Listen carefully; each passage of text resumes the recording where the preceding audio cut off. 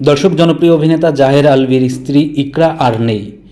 শনিবার 28 ফেব্রুয়ারি দুপুরে রাজধানীর মিরপুরের ডিওএইচএস এলাকার একটি বাসা থেকে তার ঝুলন্ত দেহ উদ্ধার করা হয়েছে।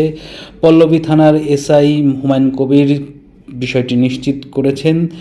তিনি প্রাথমিকভাবে ধারণা করছেন এটি আত্মহত্যা হতে পারে, তবে বিস্তারিত তদন্তের পর জানা যাবে।